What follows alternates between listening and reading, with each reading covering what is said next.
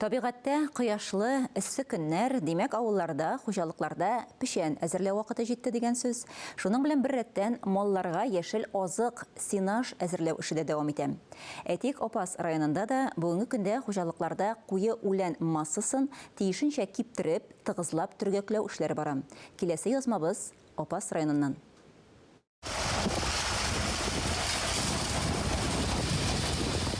Агроактив хуҗалыгында да кызу печән исте. Яңгыр мул яуды. Күкрәп үскән үләннәр рәт-рәт булып тиземнәргә салынган. Аны әйләндереп киптерү Динар Хастадиновка йөкләнгән. Аның артыннан кипкән әзер печәнне Фәрит Гыймадиев техника ярдәмендә төргәкләп бара.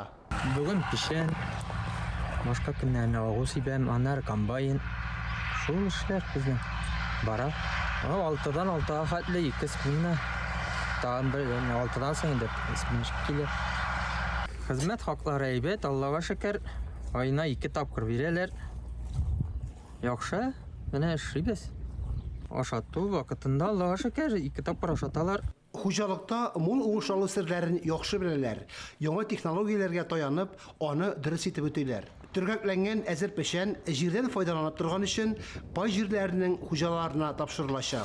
Фәнис Мөхәммәтов, Гөлназ Вәлиева, Шулпан Сабирова, Татарстан яңалыклары, Апас районы.